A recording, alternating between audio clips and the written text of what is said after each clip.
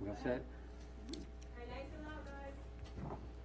Okay, we'll call this meeting to order, the June 7th meeting. Roll call, please. Weir. Here. Passanello. Present. Pater. Here. Larson. Here. Schneider. Here. Morris. Here. Okay, next on the agenda is the Pledge of Allegiance.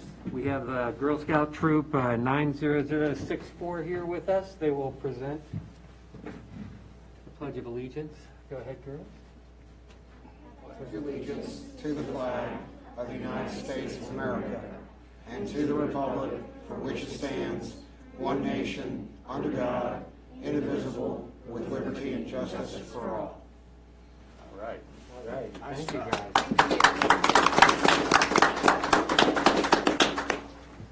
Right face. Go ahead. Okay, You can stand thank you, now. girls. Thank so you much. very You much. can come on out. All right. Great job. Wonderful. Oh, I think we're gonna have to get up again. All right. Now, do we have now going with the invocation? Ah, there you are. Okay. We got Pastor Alan Smith here from the Haymarket Baptist Church. Welcome. Thank you very much for having me. My name is Alan Smith. I began fairly recently as the Associate Pastor of Community Outreach at Haymarket Baptist Church, so appreciate you having me this evening. Let us pray. Almighty God, maker of heaven and earth, you who breathed life into this world, hear our prayer. For the beauty of your creation all around us, reminding us of your goodness, we give you thanks. For the time and the place where we can gather in fellowship and in discussion, we give you thanks. And for the wonderful community that is the town of Haymarket, we ask for your continued faithfulness. May your Spirit grant us love, joy, peace, patience, kindness, generosity, faithfulness, gentleness, and self-control. Be with us in our discernment this evening. Help us to be quick to listen and slow to speak. In thy name we pray. Amen. Amen. Thank you.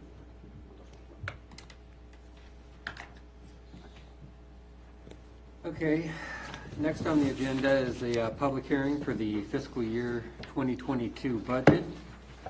If we could open that, please. Sorry. It's okay. We all set? We don't need to read it out? Okay. So we'll go right into citizens' time. Is there any citizens' time for the public hearing? Mr. Mayor? Yes. Before the citizens' time, I would like to request, if it's okay with you and the rest of the council, to add to the agenda discussion and subsequent action for the special election, adding it to the agenda. Okay, before that happens, since we've opened up public hearing, let's close public hearing before we... No, you moved to citizens' time, sir. No. Oh, okay, sorry. Mr. Mayor, Mhm. I also have a presentation if you guys would like. Similar to what we did last year. Yeah, please present that. Okay. But Thank you. Speakers. let me have a last chance for public hearing. Okay, we'll go into our discussions then. Okay. So what we've done is we went ahead and broke down the budget calendar. So as you can see, we had several work sessions at the beginning, March and April. We then had the public hearing for the proposed taxes, as well as another budget work session. And then today, we could adopt the tax rates, but we're going to do that with the budget June 28th. And then these are just some of the highlights from the town council budget work sessions. As you guys know, we've dropped the real estate tax rates from 0.136 per hundred to 0.129, so that will reduce real estate tax rates for the majority of residents, not all, but the majority. We did include transient occupancy tax in anticipation for an early 2022 Hilton Hotel completion. Yes, it was a very low number because it's construction and anything can happen. So I've already disclosed that with Hilton Hotel. There's no disrespect. It was just we wanted to be safe with that. We also created an economic development section of the budget to help support the town businesses, and there is $22,000 in that line item specific to help the business community here. We have provided a cost of living adjustment for the police department and administrative staff, and we also doubled the police department training budget. That is one thing that we did do that was important to council. And then another highlight is that Town Hall will be opening the DMV Select location July 1st. So that'll be something, we will start accepting appointments online. You'll see the, probably the 14th. It'll be on our website, and you'll be able to book for July 1st. Some other considerations that council was really focused on, it's fully funding and purchasing necessary equipment for the police department. We did start that this fiscal year with the MDAX and updating bicycles and different things like that, but we know that that is going to continue into next year. As we already mentioned, the real estate assessments are increasing, so we did everything that we could to equalize the rate and actually reduce it for some residents. We're going to continue to provide exceptional professionalism, and then we are still focused on updating the comprehensive plan. As of right now, we're working on the ZTA, which should be coming to the Planning Commission finalized here shortly. And then, like I mentioned, we are fully supporting the businesses with regional advertising and economic development. These are just a list of some of the town services. As you guys know, the 24/7 police safety, the community planning, zoning and engineering, business and economic development assistance with different items like the business roundtables, which we have tomorrow morning if anybody wants to come. We have the tourism development with the museum in partnership with Haymarket Coffee. We've got all of the infrastructure between the maintenance, the street lights, the sidewalks, the public refuge, street sweeping, the town park and playground. There will be a lot of mobilization going on at the playground with the parking lot, as well as everything that we discussed the other meeting. And then we also, like I said, the new service that we're going to add in FY 2022 will be the DMV Select. Then, as we get to the taxes, one thing that Roberto and I just wanted to go down and kind of let council as well as residents get an understanding of. If you took the average home in Haymarket, the home value is about $4,000 under $400,000. So we just went ahead and rounded it up to $400,000. And then if you take the real estate tax rates for all of the localities included, so you've got Haymarket, Middleburg, Warrenton, Lovettsville, Dumfries, Vienna, Herndon, Round Hill, Leesburg, and Percival. You can see we pay less than all but Warrenton, but then once you add everything on top of it to include the vehicle licensing fee every year, the personal property that they pay, it actually shows that we are the lowest locality of all of these by 28%, as certain localities actually pay up to 181% more, and this does not include any county taxes. So this is just something to kind of put it in perspective that, you know, our residents do pay substantially less than the other towns that are in Northern Virginia. High five. And then this is where we just broke it down solely to the real estate tax rate, where you can see Town of Warrenton is at 0.05 per hundred, and we are at 0.129, and then the closest to us is Middleburg at 0.153, and it just continues to go up from there. Here's our trends. As you can see, the red line is the town real estate tax per hundred. So you can see as the assessments have continued to go up, the town has actually lowered the real estate tax. And you can also see we've got the amounts. So it starts in FY17 at 237, and we've tried to keep it relatively consistent, but we're up to 288, where you can tell if we actually kept a flat tax and stayed at the 0.146, we would be substantially higher. So I think that's, you know, us being good stewards of the residents and not trying to overcharge them for things that we don't need to. Another thing that is trending in the positive is the meals tax. As you can see, this back from FY17, we were at 607,000, and we are anticipating right now, yes, we budgeted 734, but we've actually come in 20% higher than we expected for the past 2 months. So if that continues, we'll have another 2 months, and we will actually be over 800 for fiscal year 21. So where we've got the 743, we very well could be upwards of 800,000. And then we budgeted 800,000 because with COVID, it's still a moving target, but that's one of the reasons why we pushed the budget adoption to that June 28th. Then this is just a real 30,000 foot snapshot where we've got the projected revenues. As you guys can see, total revenues is just under $2.4 million. And as you break that down to where it's coming from, predominantly meals tax and other local taxes, as well as property taxes. That's the biggest piece of the pie. And then the same thing for expenses, the police department, admin, public works. And then as you can see down below, we've got the community development, museum and town events, economic development in the Haymarket Park. And the same thing, equalized budget, just under the 2.4 million. You can see the police department, admin, and public works are the biggest portion of that. Currently, we do have several town-owned properties. As you guys know, the museum, Caboose Town Hall, Copper Cricket Building, which is here at the rear of the property, the Hull Fish House in the old post office, which is now Cupcake Heaven in Washington Street Realty, and then we have the community park. So as of right now, which I want to get a better number for this here in the future. Our insurance company used to break it down, but they haven't done it in a little bit, so we'll try and get better numbers for this. But our town-owned property is assessed just under $4 million.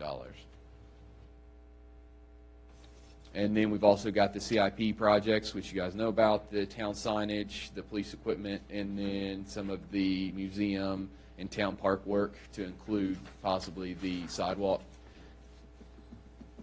And that's just basically the rundown of everything that we discussed over the past couple months. So we have some copies here if anybody would like a copy to take home or pass out, and we'll put this on the town website as well. Okay, any questions? No, just one observation and thankfulness to the council for not only keeping the number of officers on the roster that the council had indicated initially, but also doubled the training budget and also adjusted all salaries due to the COLA study. So I just want to thank the rest of the council. It was the council's intention all along, but now we're seeing it coming into fruition. So thank you. You know, I think and that's a good point. I think the budget tells a story, right? That's traditionally what it's all about. The budget says what Nothing your has values changed on are. the budget. Right. It actually has, the changes on the budget actually is in favor of more things for the department. Right. It speaks to the values of the council reflected by its citizens. And I think it's very clear here that the police department is valued, highly valued, and is the highest, I guess, line item that's being funded by this council. So good job on the presentation. Thank you. Mr. Mayor. Just to follow up to Councilman Morris's statements with the take-home policy is something we're still going to revisit. We've budgeted it. I assume in a subsequent meeting we'll validate or we'll go through that exercise. I'll do a PowerPoint. What's that? What was that? Do a PowerPoint. PowerPoint?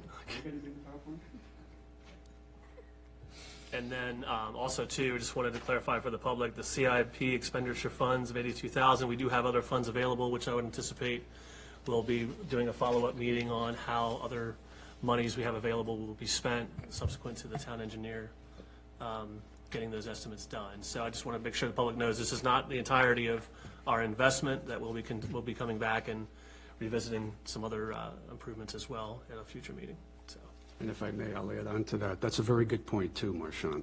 And one of the things I think we need to do as a council is we need to go back and look at the strategic initiatives. I think that's something that we should do, affirm, reaffirm, or make adjustments where necessary that'll help drive some of those investments. So we prioritize what we're spending the town's money on.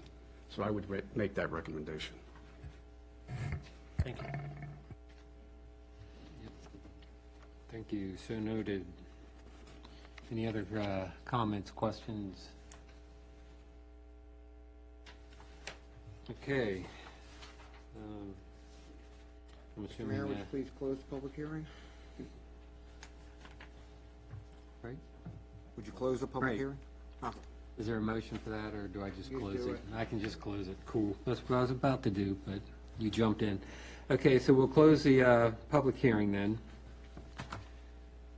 Now for you, Chris, you had Thank you, a, Mr. Mayor.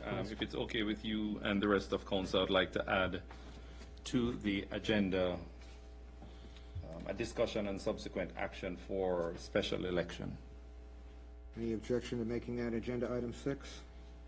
no objections?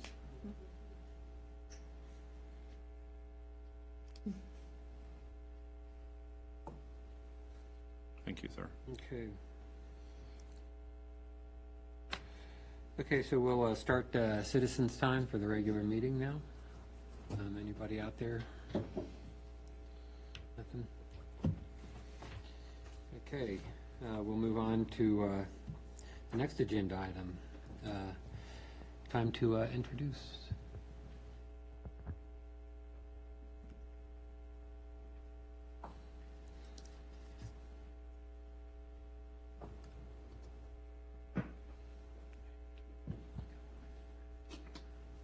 Good evening, Council and Mayor. I'd like to take this time to introduce Officer King Chan to the town. He brings 7 years of experience, most recently from Manassas Park, where he was not only a patrol officer, but also the school resource officer. He has numerous certifications to include what we call CIT, which is Crisis Intervention Team. It's training specifically to help those with any type of mental crisis when we respond, to make sure they get the necessary needs that they need. And then he also had a lot of experience with Project Lifesaver. He's fluent in Cantonese, and like many of us in the department, we are, as he is, trying to learn Spanish as best we can. I think we've decided between the two of us we're almost fluent. So 80-20. here's Officer King Chan, and we have another officer, Joseph Coppage. He was unable to attend tonight, and hopefully we'll be introducing him at the next meeting, as well as possibly another full-time officer. Will Officer Coppage be able to make Friday? The balloon water? Yes, he will be here Friday. Did you pause? I paused for a minute because at first I thought you meant there was a meeting Friday night, and I was trying to jar it in my memory, but no, he'll be there for the water balloon fight. We all will be. Stress the word fight. Water balloon interaction. Well, Officer Chan, welcome aboard. I think we're all happy to see you help contribute to our town. Thank you. I'm excited to be here and be part of it. Can I say a couple things? Please do. Ni hao ma. No, I had a chance to meet Officer Chan. He was driving through the neighborhood and really had a good conversation and introduced him to a couple of the folks in the neighborhood, and just very positive and upbeat, and I look forward to seeing you around town and working with you over the years. So welcome. I look forward to continue building that positive relationship. Are you just happy because he's a Yankee fan? Don't say anything. We're in trouble, so. Remind you all that we live below the Mason-Dixon line.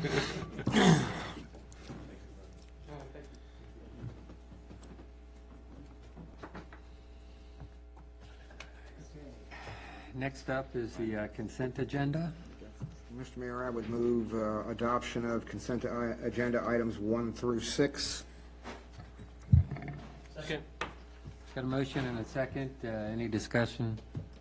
Just that I noticed mine was the in-between. It wasn't the longest, it wasn't the shortest. Are you talking about departmental liaisons? Exactly. Oh, okay. Who's got that long report? Yeah, what can I say? Okay, well, we'll put it all up for vote. All in favor? of the- Aye. Aye. Aye. Any opposed? Okay.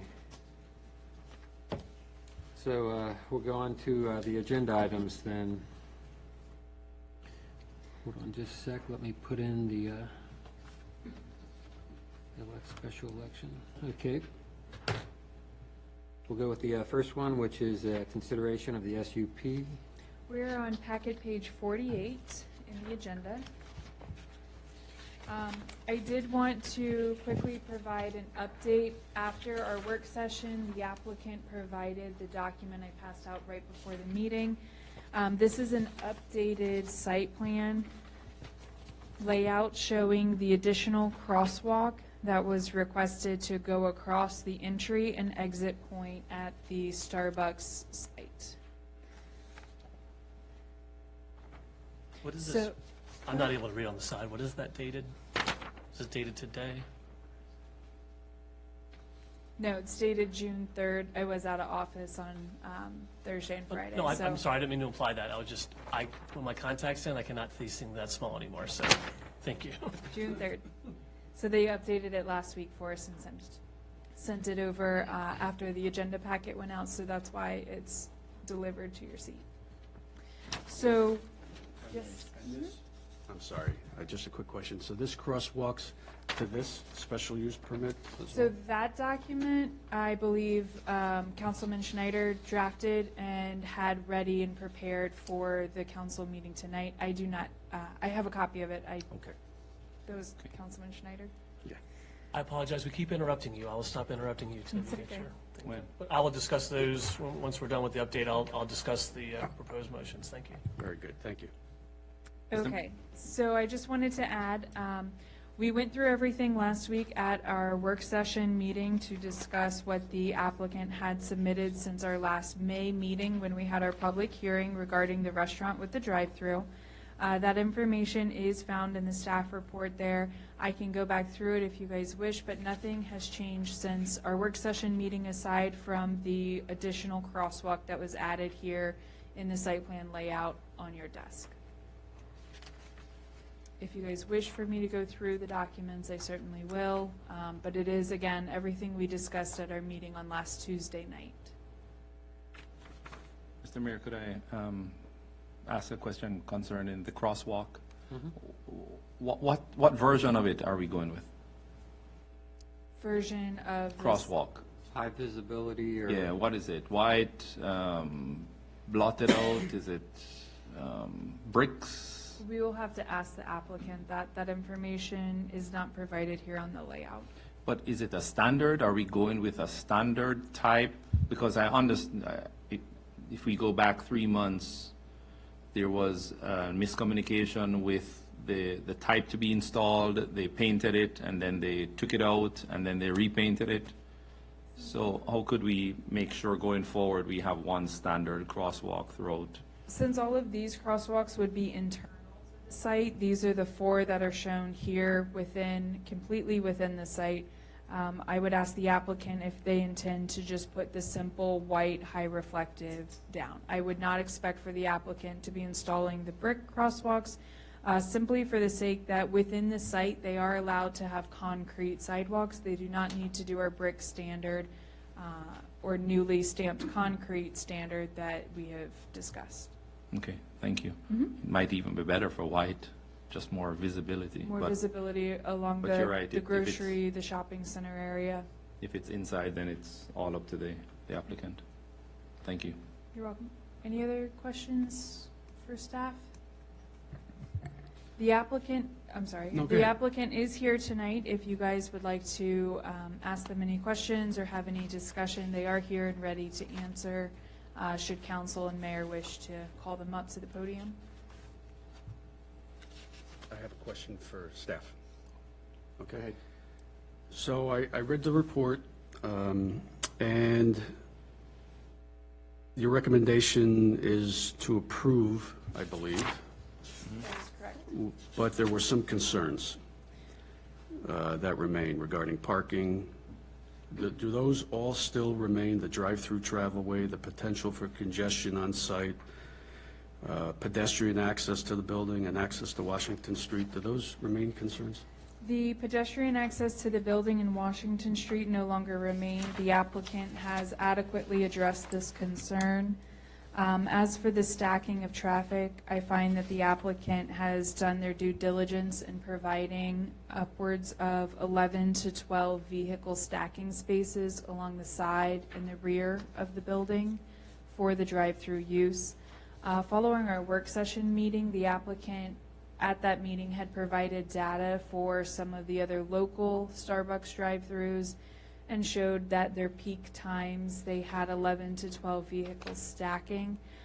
Based on this information and their due diligence to do what they provided as their best option here for engineering, it seems that they've adequately addressed our concerns for the drive-through stacking. I do find that on very busy days, maybe when they do Frappuccino specials, we might have a lot of congestion in the parking lot. Those are kind of rare and in between. It's not every single day, but the applicant has certainly provided several alternatives to the traffic flow congestion concerns, also to include the one exit point on Crossroads Village Boulevard that was not previously there, allowing the users to take a right out of the parking lot, an immediate right on the next aisleway, and then a right out onto the main boulevard, bringing them to the light. So to answer your questions, they have done their due diligence in trying to answer all of our concerns and show reasoning. Okay, thank you for that. So I just want to go back in history a little bit to, what was it, August or September of 2018? Previous council had some approvals. They approved the 9.92 acre, I believe, rezoning, and then 2 other SUPs, and they denied this. Do you recall the reason why that this SUP was denied previously? And what changes have occurred that we might want to consider approving this? So there was some discussion at the time of if the town council in 2018, right? 2018 should approve 3 blank slate or 4 blank slate drive-through restaurant uses. At the time, the users were not named. There was some concern amongst the council on if they should be given essentially a blank slate SUP. We did not get into this detail on each individual pad site for a restaurant with a drive-through. There was concern regarding where dumpsters would go, the stacking on the site, but what the applicant has done differently in this scenario is they've provided who the end user would be. They have provided a very clear layout of where the drive-through lane will go, where the stacking will occur, where the other parking on site for the use will go, the dumpster, crosswalks, connectivity to the main shopping center itself, as well as pedestrian connectivity.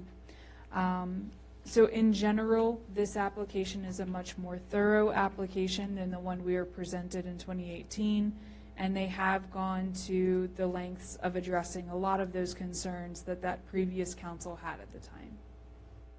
Great, thank you for that. Appreciate that. One more question. One of the comments, I believe it was at the work session, might have been, or a previous meeting, was the joint tenancy here between the restaurant and the future tenant space. Was there any effort to take a look at that, maybe making some changes? Maybe that's something for the applicant to respond to my question. I'm just curious because it was raised and I don't see anything in the report about that. I believe that question would be better suited for the applicant to address. At this time, I've not had any further discussions with the applicant if they are willing or going to remove that future tenant space. Okay. Okay, thank you. Go ahead. Thank you, Mr. Mayor. So 2 clarifying questions. The evolution of the orientation of the building. Could you walk us through what the Planning Commission had done? Did they reorient how the building was laid out? What was sort of the... This building here in this iteration with this council? Correct. I checked in with the Planning Commission chairman today, and he had mentioned that there was some discussion about reorienting or redirecting their traffic of the building. So originally this application was brought to us, and there was some discussion of if the building could be reoriented, if there was a better way to stack the vehicles, if there was a better way to park the other customers who were going to go inside.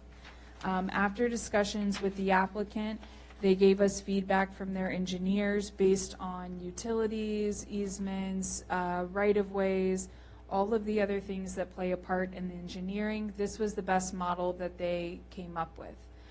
We did discuss several alternatives.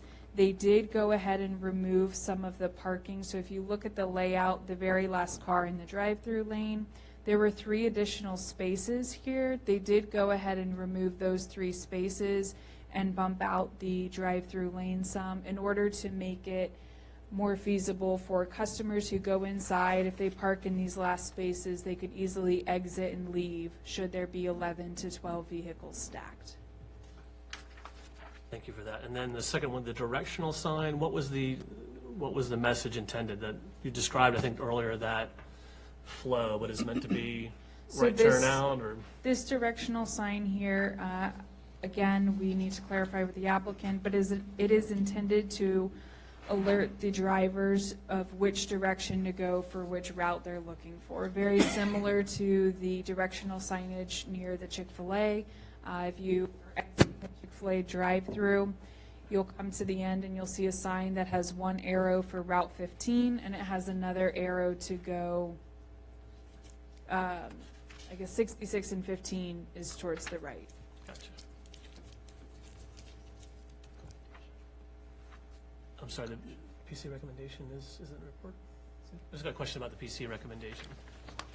So the planning commission recommendation was for approval on this application. Where is it? Give me 1 second.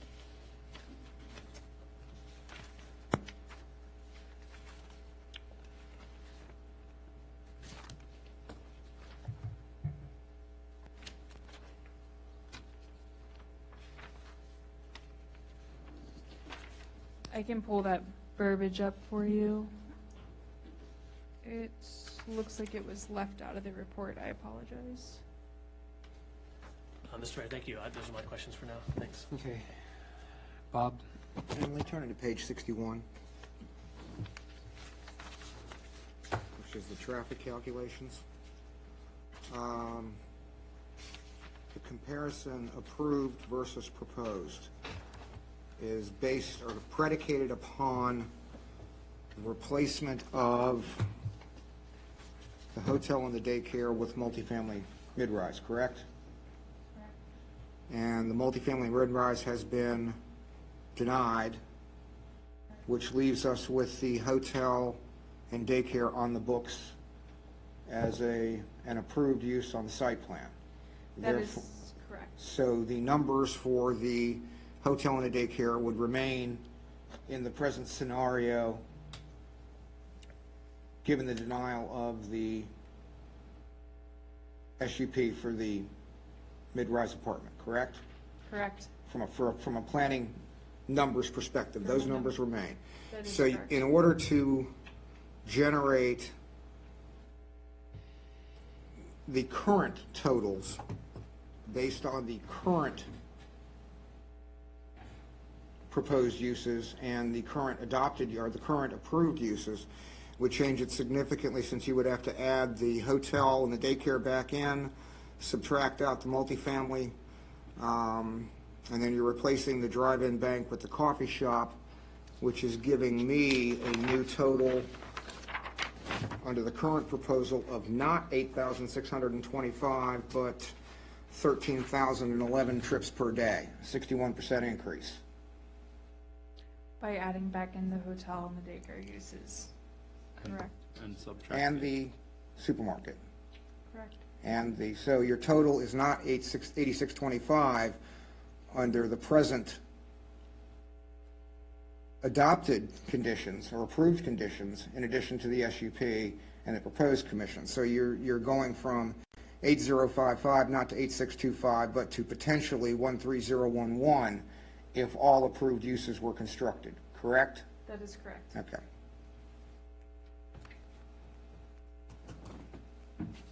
Ask a follow-up question? So as a follow-up to that, though, the design of the traffic light and the traffic system, what was that? Do we happen to know what that was predicted at? So I guess I understand Councilman Weir's question about the capacity and the ability of the road infrastructure to support it. I just wanted, we can go back to when the light's supposed to go in, and the other ones, was that estimated to pull up handle the a higher triggers. volume? So the applicant would be working with VDOT for the design of it to ensure that it matches the numbers provided in their traffic study once the triggers are in place. Okay. Councilman, I took words out of your mouth. Was that kind of your direction that you're going? Is that increased traffic? Is there sufficient? It increases traffic. What it does to the traffic warrant or the timetable for the traffic light, I don't believe it does, because I think that was solely predicated upon completion of the Phase one? certain one, whatever the number was of the units built in the, I'm doing this off of If memory. you jump ahead to page 71, this is the information that the applicant has provided. This was in our packet last week regarding the traffic signal timing, design, and installation. And again, the overall design and installation timing, it is dependent on the VDOT review and approvals, but this is what they have generally laid out. Oh, thank you. And this was provided by the applicant. Planning Commission meeting where they approved it. Thank you. Thank you. So I guess to follow up on Councilman Weir's point is, when I think about it, we have 6 lanes out there today. We're going to have dedicated turn lanes into this site. We're going to have a traffic light. I don't know there's much more that you can do other than adding lanes, which I don't believe is, I'm sorry, we're getting into the debate of the discussion about it. We'll get into that later. Those are my questions. So, sorry about that. Getting ahead of myself.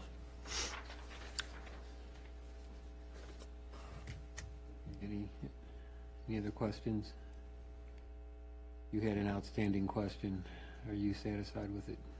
Well, no, I thought we might agree to give the applicant an opportunity. You have a question for that? Yeah, I did. You do? Yeah. I was just curious about, as I said earlier, there was a question raised about the joint tenancy there, or 2 tenants, and whether in fact they did take a look at maybe reducing it to just a standalone for the drive-through, so that you could eliminate a lot of those potential conflicts within that SUP zone. That was my question. I think it's a pertinent question for the applicant, because I would like to hear the response. Okay. Don, if you want to approach the pedestal, you can answer the question. So Don, the question and the concern, how are you? I'm well tonight, thank you. Good. Thank you for coming. I think the question and the concern has to do with the adjoining tenant. And if you have looked at eliminating that adjoining tenant to Starbucks, because having another business there would be detrimental to visitors to that tenant, but also the limited parking in front of that space. I think there's 5 there now, 5 including the handicap. So to address that question specifically, we have looked at the overall plan of the SUP.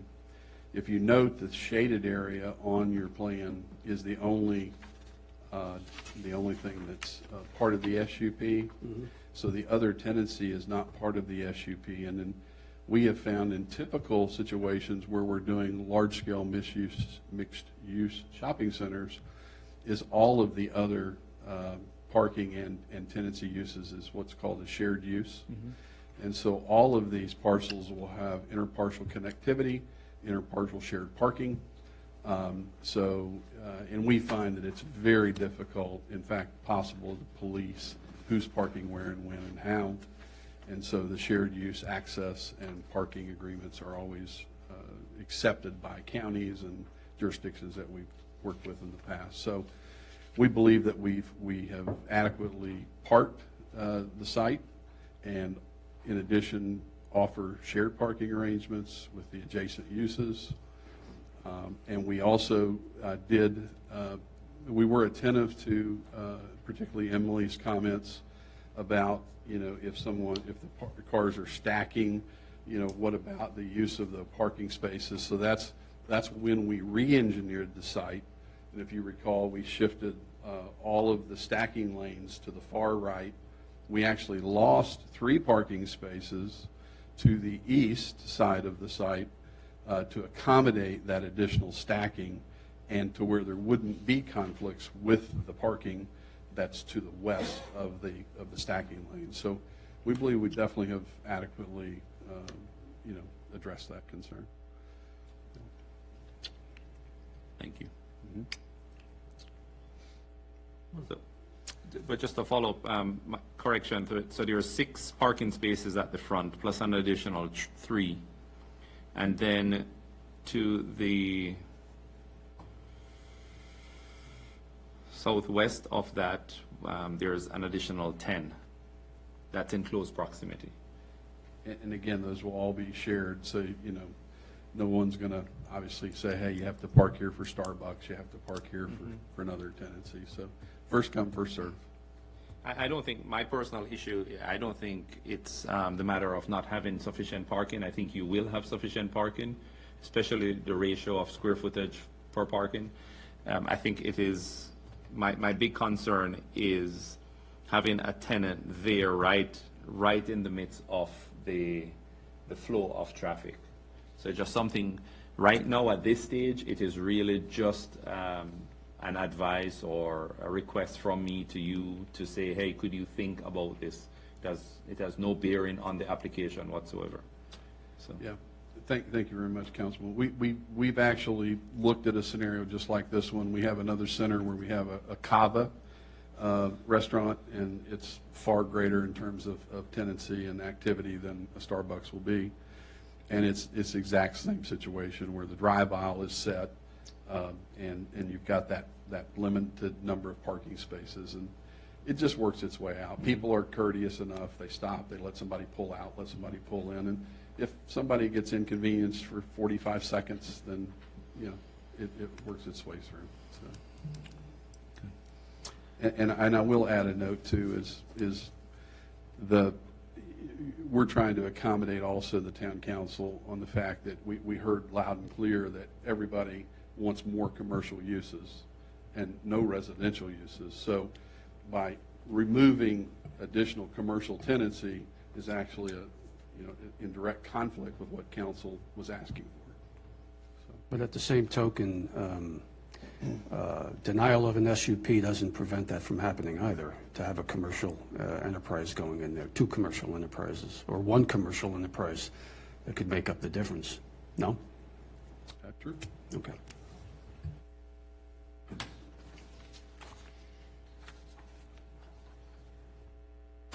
So, Mr. Mayor, if I could offer some explanation as to the handout that I passed before we go into much. So, in reviewing the materials this afternoon ahead of the meeting, I apologize, I did not give staff a heads up that I was going to do this, but it was some clarifying language about the revision. This was the conditions that were included in the packet, just updating them to today's date, if the commission's so inclined, the council's so inclined to review it. Adding some language about the date of the applicable plan, which was, I couldn't see, June 3rd. And then offering some language about, still complying with the zoning ordinance. I've seen this language before, it's useful. I think there were some concerns about meeting the parking, other requirements of the ordinance. This would not, with this to be approved, it would not preclude the applicant of meeting any other requirements. For the example of, this other tenant, when the site plan comes in, if they're not to be able to be accommodated, then they won't be able to be accommodated. Use limitations, just adding a term of art. Directional signage, talking to the attorney, I'll probably strike out the language that says the message of such sign would be approved at time of site plan, just simply say 1 vehicular directional sign shown generally on the SUP plan. I added a trigger here to say that sign be installed prior to the first occupancy permit for the SUP use. That's just making it clear when the expectation is. Same for the pedestrian crosswalks. Number 4, now that this revised plan shows the crosswalk, that negates the language I suggested here, which was to include additional sidewalk across the SUP entrance.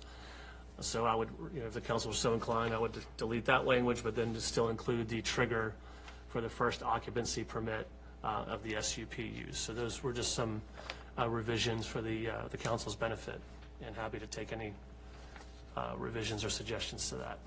Thank you, Mr. Mayor. What does that sign say? The directional sign? I'm sorry. So on the SUP plan, this is where I asked the question earlier. On the SUP plan, it says directional sign. It shows a location on the north side of their entrance. Yeah, but the sign itself, what is that? What are Emily, we- maybe you mentioned earlier, that was to say if you want to go east on 55, you circle back through to the light, right? And then if you want to go west, you would hang a left. That's the intent, okay. All right, so the discussion previously we had about right turn only, that seems to fall by the wayside? Correct, that is not what is intended with this directional sign. Okay, and any other, I guess, block, construction to force a right turn? Because this sounds like this is going to be a policing issue if we did do a right turn only, correct? Now, you could do a forced right with a curb. Well, with a curb, you do a forced right, but I'm saying if it was just a directional sign, I'll clarify my statement. Okay. If it were just a directional sign, would that be something that would have to be policed? Well, when you say police, I think that Go ahead, Jake. If this shopping center is private property, then there's only certain traffic laws that we can enforce on private property. The only thing possibly that we could go with that would be like a reckless driving.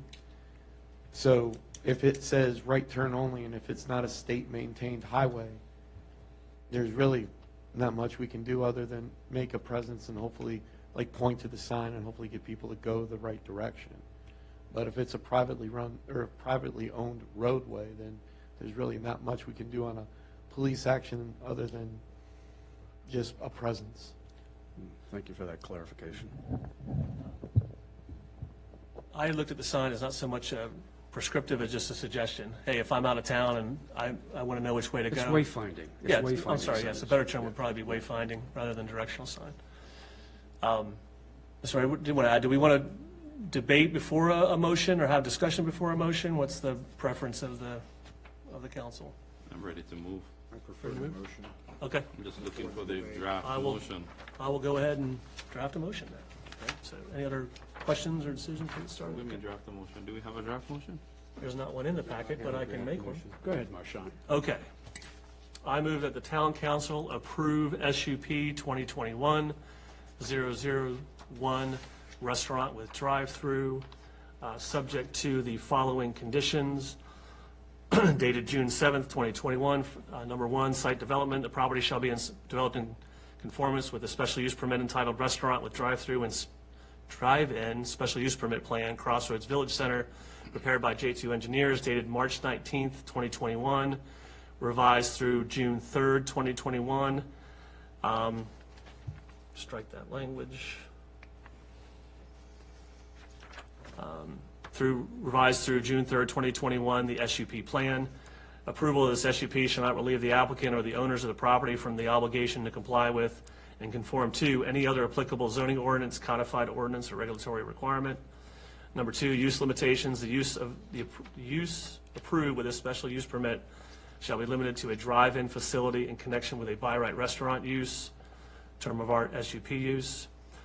Number three, directional signage. The applicant shall provide one, should we call it wayfinding or directional sign? Provide one, Emily, your recommendation? Wayfinding. Wayfinding. One vehicle wayfinding sign as shown generally on the SUP plan prior to the first occupancy permit for the SUP use, and strike the rest of that suggested language. Condition 4, pedestrian crosswalks. The applicant shall provide pedestrian crosswalks as shown generally on the SUP plan. Strike that additional crosswalk prior to the first occupancy permit for the SUP use. I second. Okay. Okay, motion and second. Open for debate.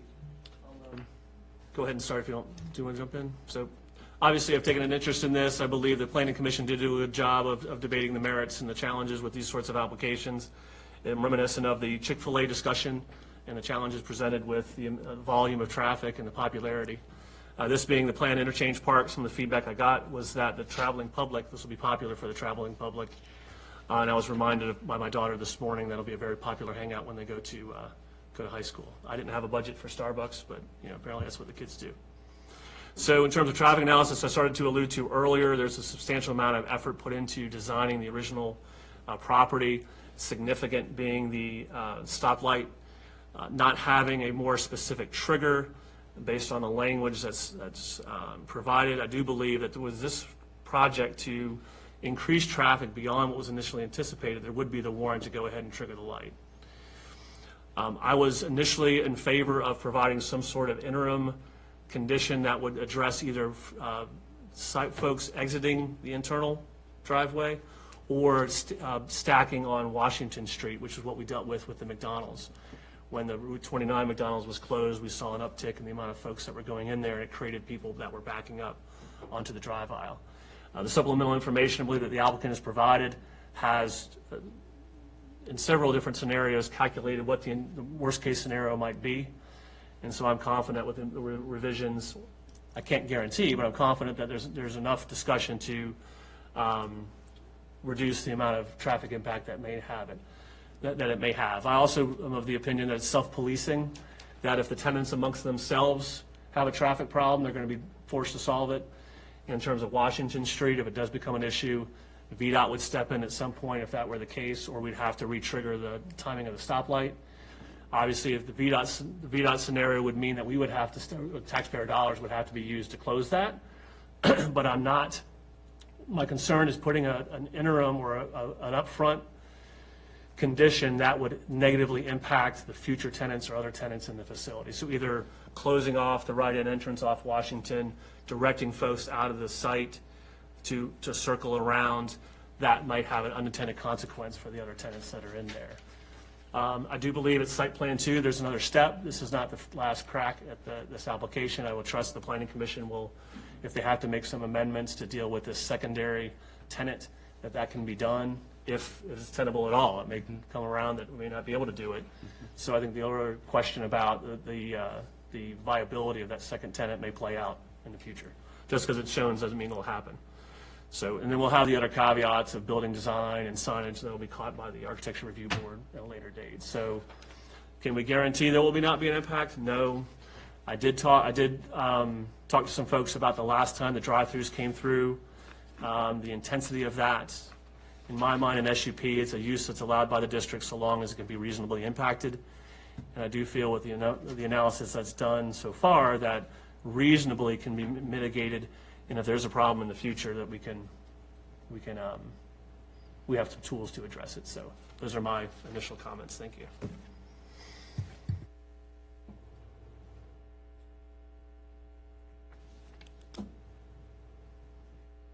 Anybody? Why is everybody staring at me?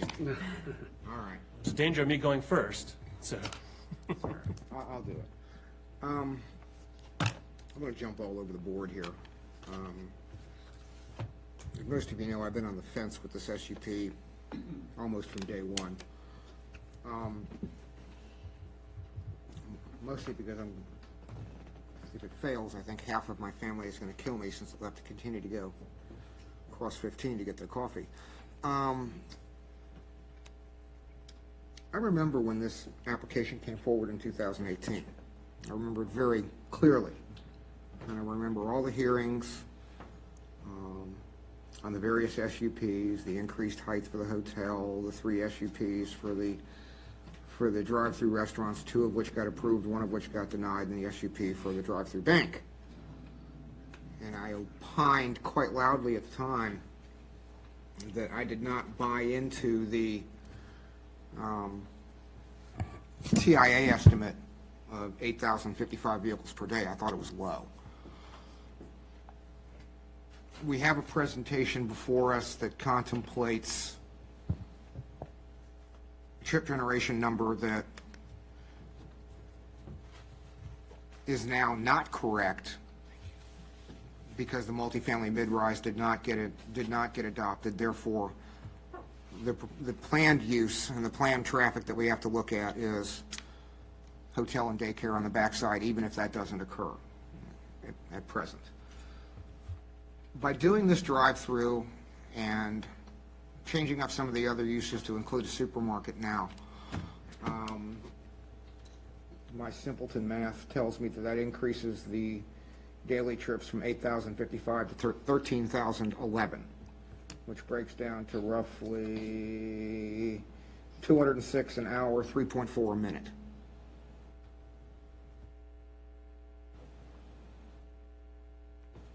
And that might not be the end of it.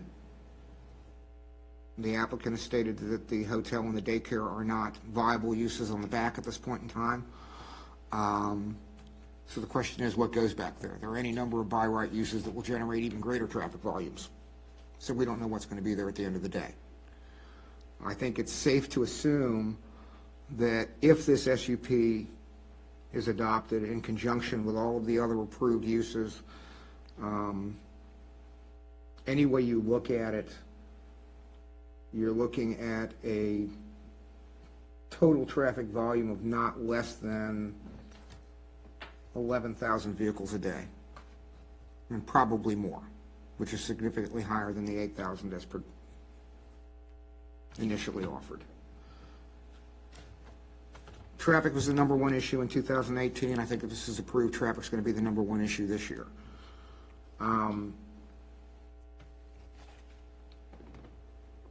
Does the light address the problem? From a safety standpoint, probably. From a congestion and a through traffic standpoint, probably not. The single largest complaint and the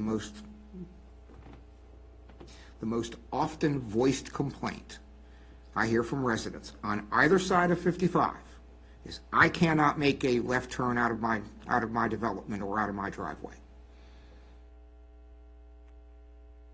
Years ago, when the county reversed itself and allowed the Walmart to be built on the parcel on the other side of 15, traffic engineers stood at the public hearing, stood at the planning commission meeting, and stood at the county board meeting and swore up and down, residents of Haymarket will not have to worry about the Walmart traffic because they are not going to go from Linton Hall down 55.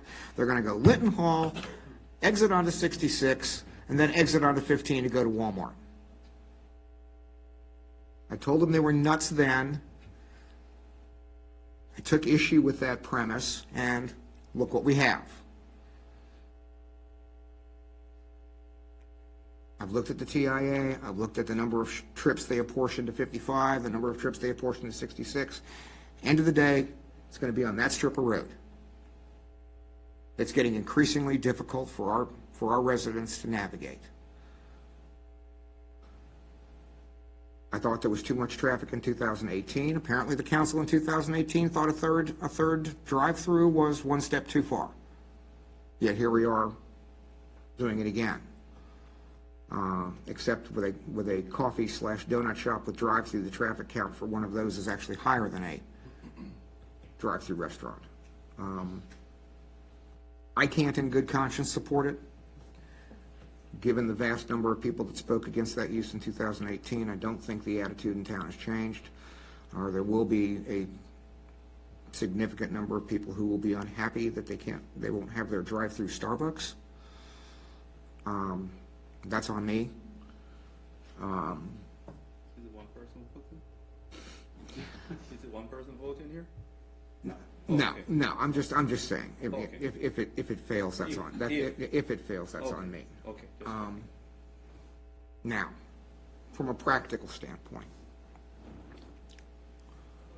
when it comes to the egress from the SUP site, one of the things that I have said rather consistently over the past 20 years is be proactive, don't wait till site plan. There are some problems that you can't correct later on.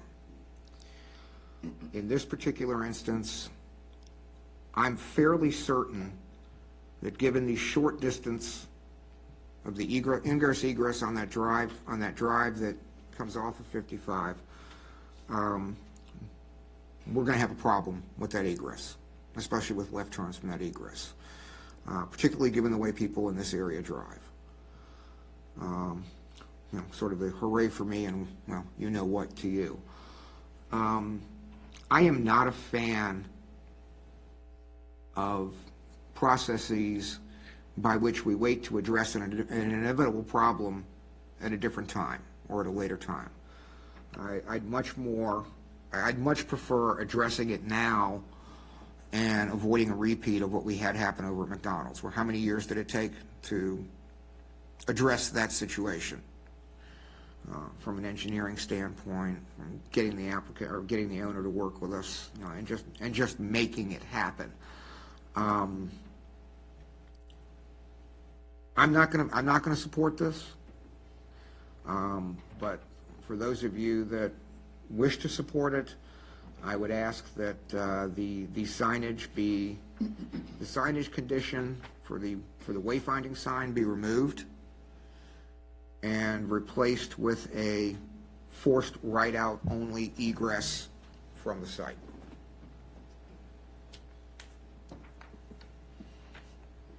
Is there a way to put a graphic up so we can see logistically how that would work?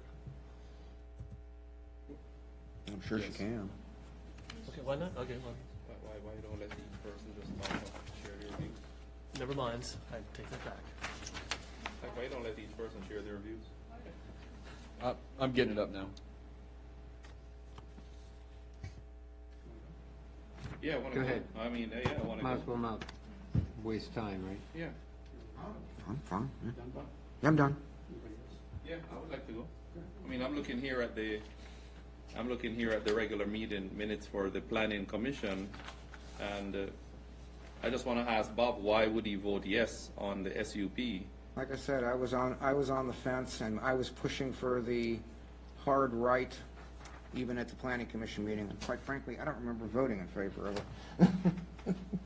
I probably did.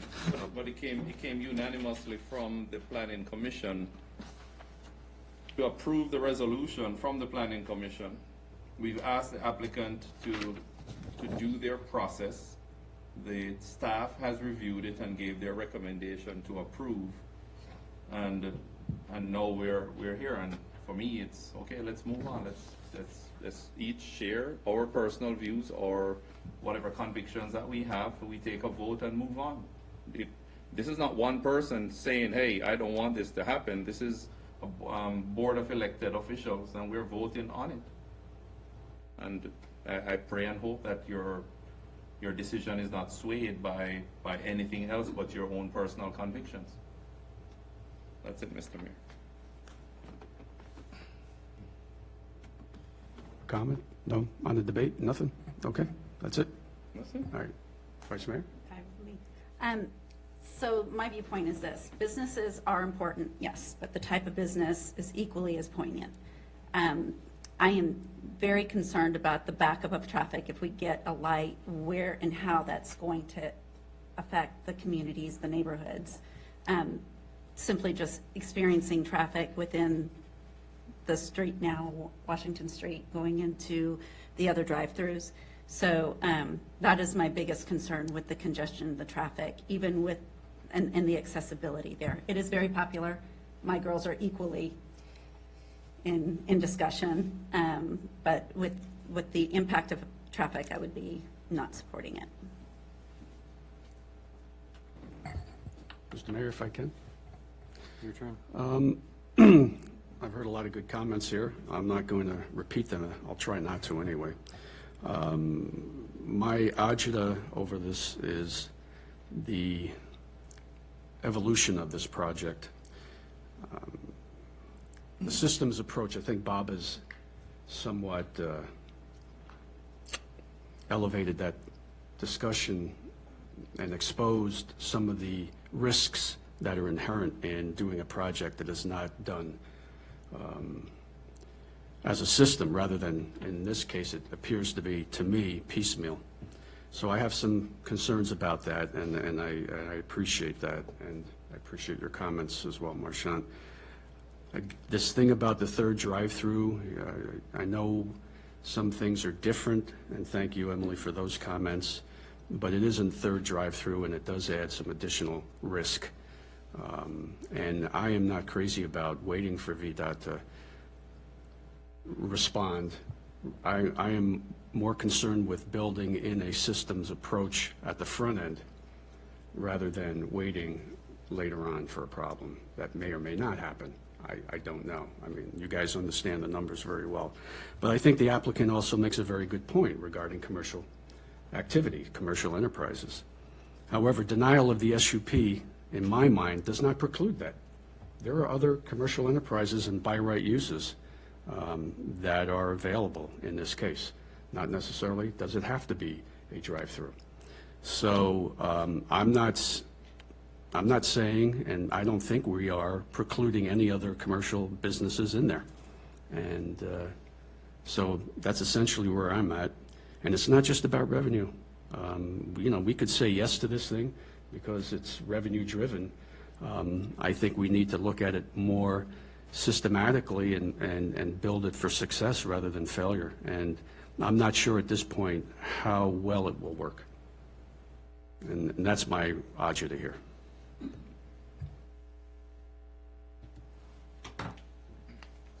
Quick follow-up. So I went through the same sort of evolution of what does it mean to travel westbound and queue on the street and back up. And that's where I think the light, your ability to turn right and go internally, has some ability to immediately impact that. Does a condition for, let me ask this, Councilman Ware, were you talking about like a wishbone or something? Some sort of island, yeah, Wishbone Island, you know, yeah. I think you and I are on the same page in terms of concept. Correct. So that you would be a forced, so it wouldn't be one of traffic enforcement, it would be one created by a curbing. Okay, would that change the perspective of some of the council members if I were to make an amendment to my motion to add that condition? Kind of a straw vote right now, so. For me, I think I'm pretty much where I am. Okay. I mean, it would be a great addition, but for me, right at this moment, I still think I'm where I'm at, so. But I thank you for offering. Councilwoman Pater, would that change your perspective? So in doing so, it's then taking the traffic from that location, it's driving it, just a direct right and then a direct right? Correct, so you would be driven up and then you would go along the southern spots of Lidl and then be directed back down to the intersection. I don't know that that would alleviate my overall concern. Okay. Thank you for considering that. So I will let my motion stand then, Mr. Mayor, and take the vote. You have one more comment? You'll be our last comment, Chris. I better make it good. I think it's unfair to an applicant to walk into a chamber month after month, year after year, without clear directives like what we're sharing today.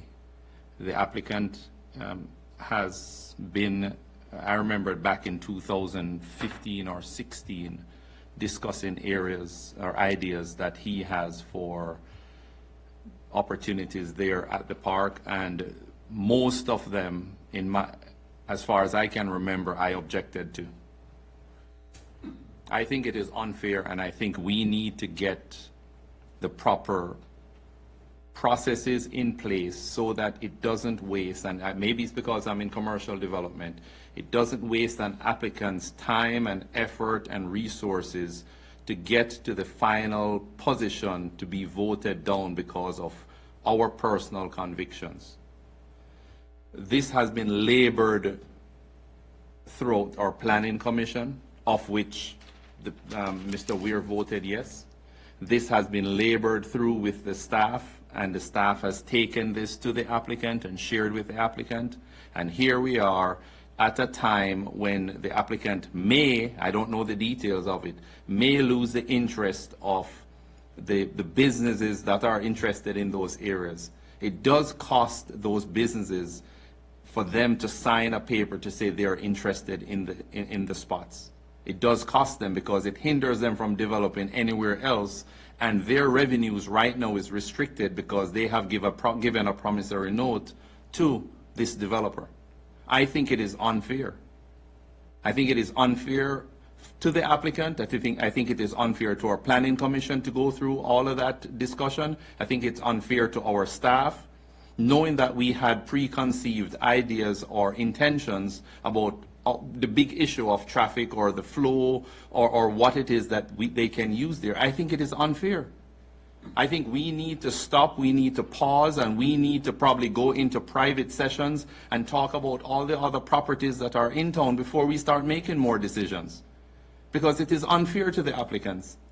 And here you have an applicant that's walking through the doors and expecting and waiting. They're at our mercy because of our own personal intent or our own opinions of what we think will work there.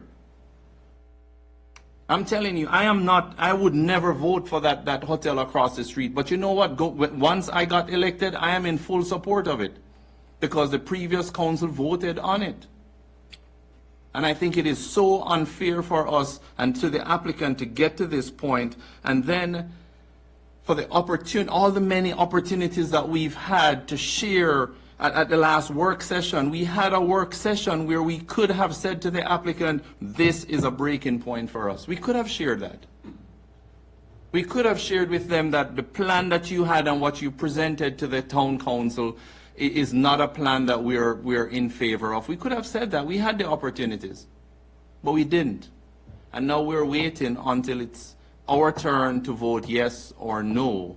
And whatever our personal convictions are, we are going to go ahead and, based on the responses, vote no to an applicant who has done due diligence, the term that was used by our planner.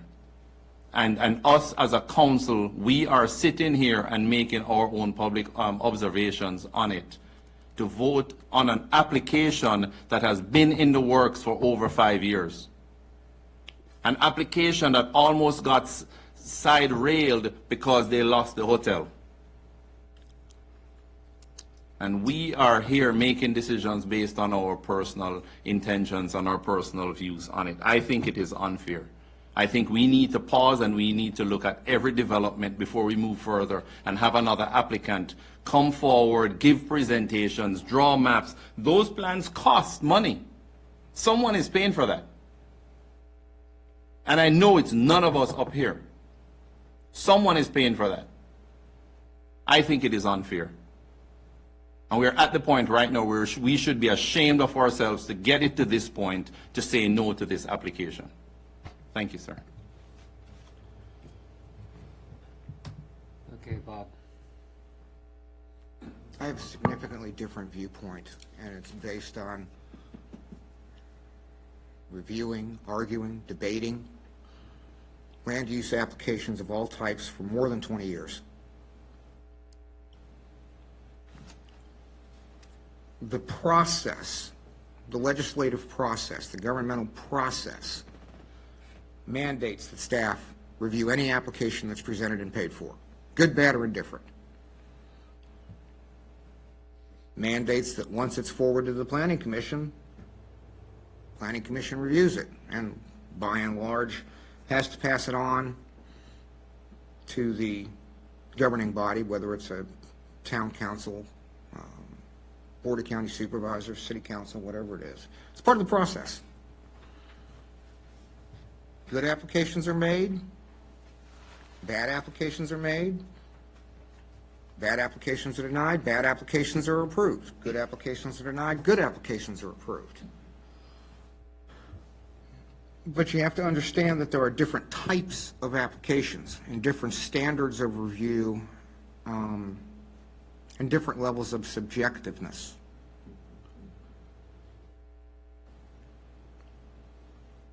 Rezonings that are compliant with the comp plan or rezonings that come with a comp plan amendment, there's a set of rules, generally speaking.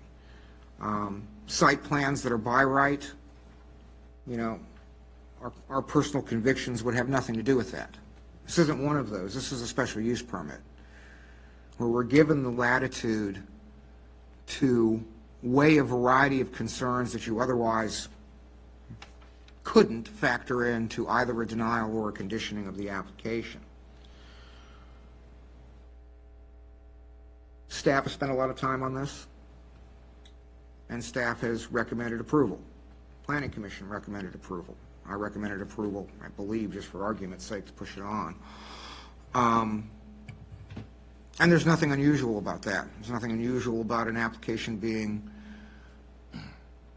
given a recommendation of approval by both the Planning Commission and staff, and the governing body denying it.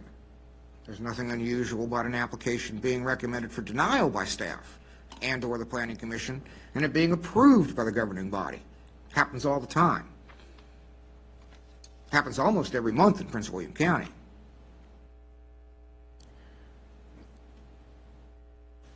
The issue of the right turn was raised. The applicant chose not to address it in the way that we asked him to. That's his call, not mine.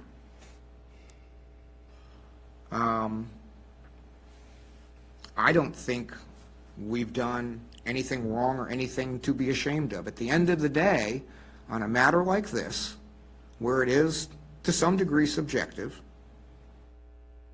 unlike many other land use applications where it either does or does not meet the required parameters, and there are some in which you can't even, we've had people come to staff and say, can you grant us a waiver? And the answer is no, because we don't have the statutory authority to do it in many cases. But this is one of those cases where you have to weigh the pros and cons, and you are not locked into a particular formulaic decision based on somebody meeting steps A through Z of the process. There's a certain bit of a smell test to this. And to me, I've told everybody all along, I was on the fence on this. As I started to look at the increased numbers post-denial of the mid-rise units, the 2/2s, and the applicant's reluctance to do a forced right out of the parcel, and some of the comments made tonight, I've come off the fence, and I'm not going to vote in favor of it. Okay. I don't think we're Mr. Mayor, being, could I possibly ask Bob one last question, please? Certainly.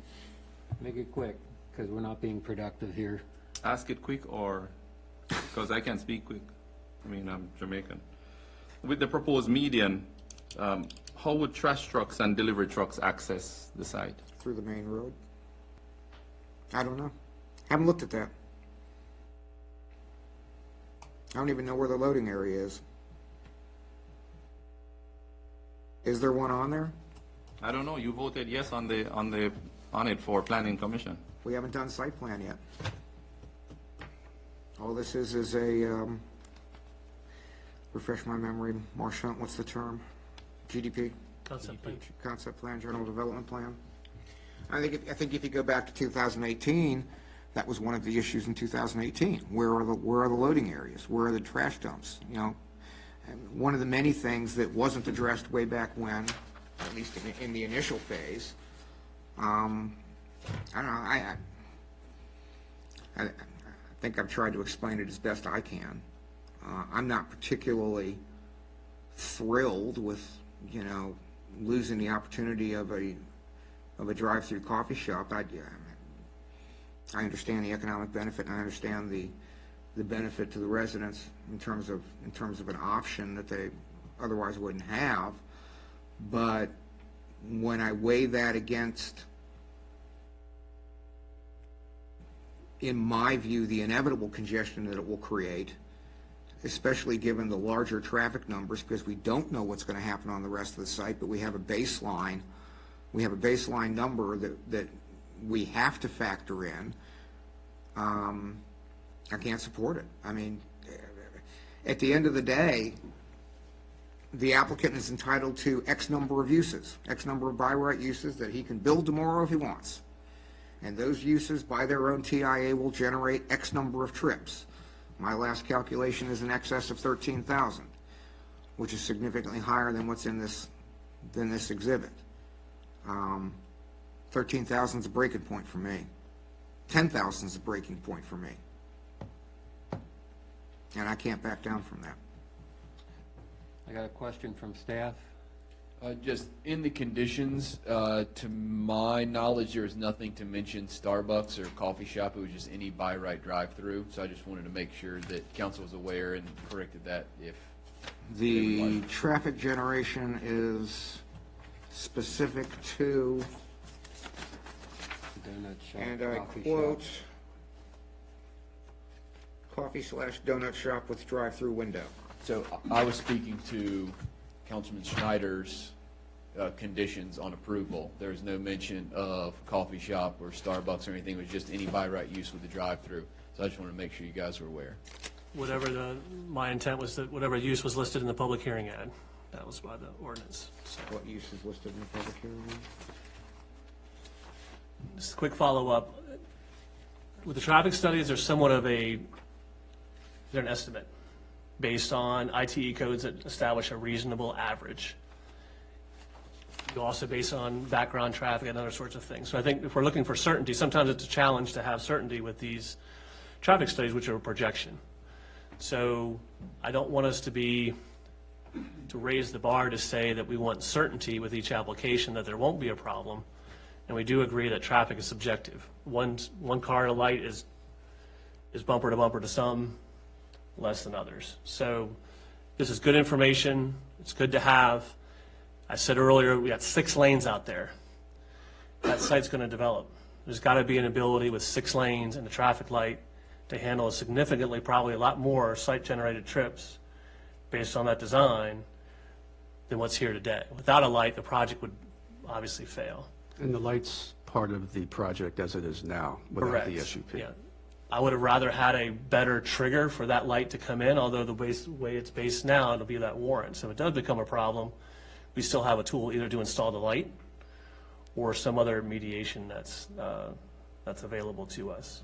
So that's just wanted to say that a lot of these were estimates based on averages on an ITE code. It's not an exact science. Just wanted to offer that. Thank you.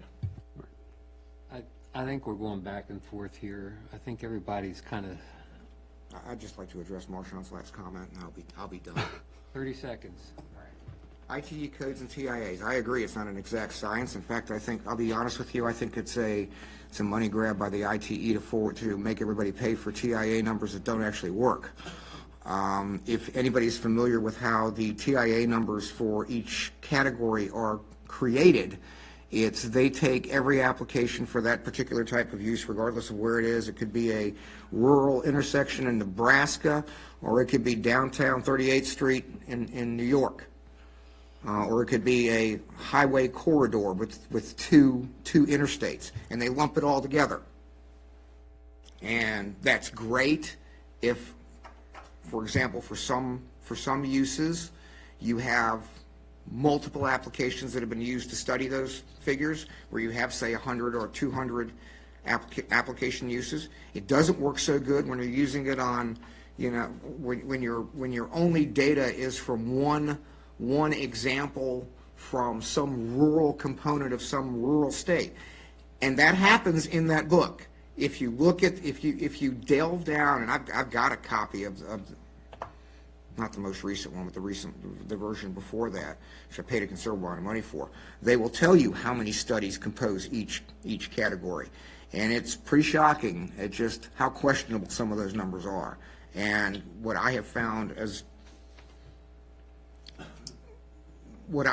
over the years, or what has been demonstrated to me over the years, is the numbers in that manual are actually frequently, or more often than not, on the low side.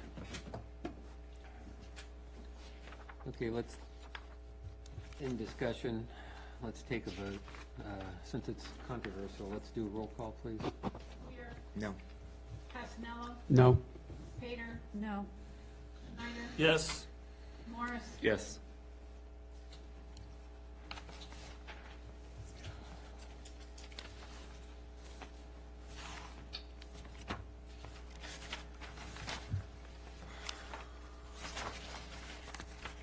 Okay.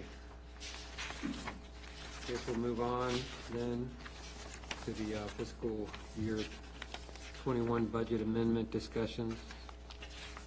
Let's set the public hearing for it. Yes, so this is for the ad to adopt the fourth quarter amendment of the budget. And as you can see on packet page 72, this is what Roberto's come up with. So this is based on as up-to-date information as we were able to use. So you simply need a directive to publish? As long as council's okay, we're going to go ahead and move forward with advertising this for the June 28th meeting. Just wanted to make sure you guys were able to see the numbers and ask any questions you guys may have.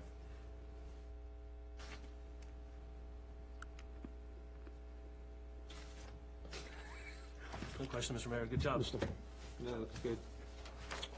Go ahead, Joe. I'm sure we'll talk about it this week, but relative to the meals tax, it shows current, so you're anticipating updating that, correct? Or will it, Well, we can only update it so much. I because know, we've got to prior to the publish it publication, prior to the though. publication date. What- day what's do the you have to get it publication? published? So, are you talking about the difference in the presentation versus? no, I'm talking no. about in this directive, right? This is correct. Yeah. So the most up-to-date information, As if- of, as of today, would probably put us a lot higher okay. number. So because this has not been published, I believe I'm still able to, with, of course, council's agreeing, what I would do is I would increase the revenue to what I would think will be closer, using current numbers, and on the expenditure side, place it into the CIP fund expenditure. And that's the 809-238 number? Yes. Yes. With projections as of today, we're at 708,000, and we still have 2 months to collect. So it does change. It would change the numbers of the 809 that I originally had anticipated. This is due to a new restaurant as well coming on board. Parandas was the first month that was able to see the numbers. So they will, this is something if council is okay with, I could adjust that revenue line item and also adjust the expenditure side with making all the revenue funds go towards the CIP funds expenditure to increase that as well. I'm good with That that. would be the only I'm good with change that. from this. That's what I thought. draft That's here. why, yeah. I'm good with that.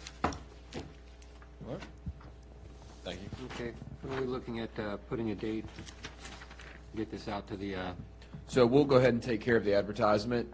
This will be advertised for the June 28th meeting as well. So we'll have the fourth quarter FY21 amendment as well as the adoption of the FY22 budget at the June 28th meeting. okay. That's the work session, right? Correct.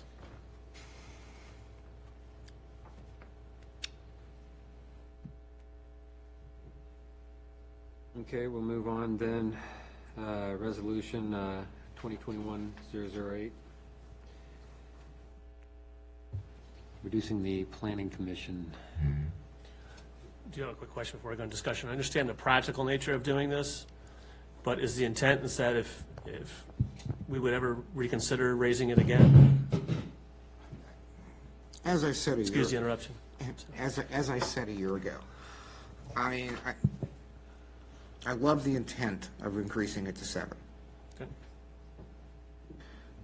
What? For all practical purposes, however, for nearly 2 decades, it has been impossible, no matter how much outreach we do, no matter who's sitting behind this dais, and no matter who lives in town, of maintaining a planning commission with more than 5 people who consistently show up, or quite frankly, maintaining a planning commission where even 5 people show up. It has been marked for years by people who stay on it for a very short period of time or serve rather intermittently during their term, and it has caused quorum issues, especially when the number of positions filled is greater than 5. It has caused significant quorum issues over the years, and that's my. At the end of the day, that's the practical the practical reason to reduce it down to 5. It's much simpler to reach a quorum of 3, given the history of the town's planning commission than it is to meet a quorum of 4. That one additional person, believe it or not, once, twice, sometimes 3 times a year, can cause a meeting not to be held, which has a snowball effect on future agendas and getting things done. I'd love if we could consistently get the attendance we need with 7 or even more or more members. I'd love it, but maybe it's just our size. We're so small. We're just not getting it. My only hope would be with new homes being built that we'll hopefully get a wider pool at some point in the future. Thanks. Chris? And just one additional word is that here shortly, we'll actually only have 4 planning commissioners. So we did have 7 when you guys took office, and then with people going back to work and not teleworking anymore, some people were not able to make the 7 o'clock meeting, so they stepped down respectfully. We have another individual, Mr. Mason, who would like to try and propose the public-private partnership or some type of partnership at the town park. So he's going to respectfully bow out when he gets ready to present his business plan and try and get that organization with the town, as well as Ayush, who's been serving for several years. He just recently was married, and he's indicated that he will not be coming back. So as of right now, here in the next couple days, before July 1, we'll only have 4 planning commissioners. So this would help with us only having to find 1 more versus finding 3. So.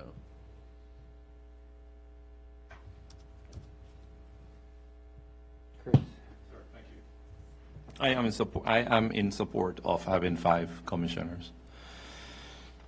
I don't know if this is possible, but it would be prudent on our part to see if, and I know the attorney could probably chime in to even affirm if this is even possible, that on voting matters that a minimum of 4 commissioners vote. I don't know if it's possible. If you have a quorum of 3 out of the 5, 2 people missing to vote on an issue, what would it be to ensure we have at least 4 voting commissioners? I'm pretty sure we could do that by a bylaw change, but I don't think it's Point binding. of information, are there any Virginia laws restricting that? Not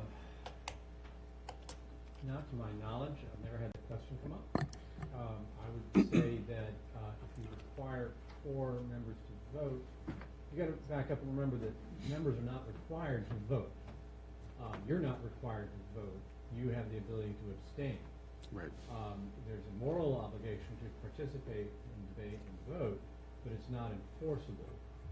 So how would you go about enforcing a requirement that people on the planning commission vote, considering that they serve for 4-year terms and can only be removed for cause?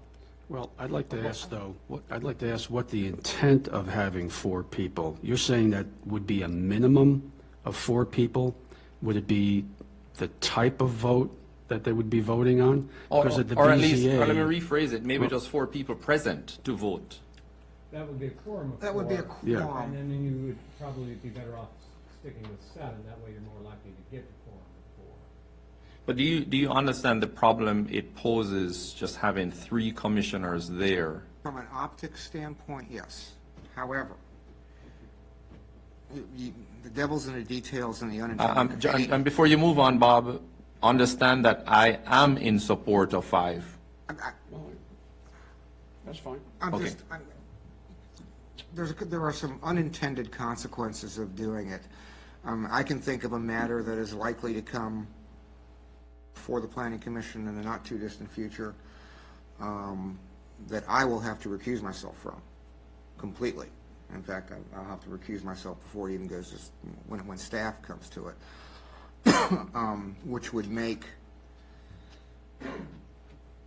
4 impossible under the current structure, or after July 1 would make it impossible. I get the idea, and I actually like the idea. Do that. But I don't now. The bylaws, you're not bound by the bylaws. I mean, we've heard that more than once. My expectation is that anybody who's there is going to vote, unless they can't.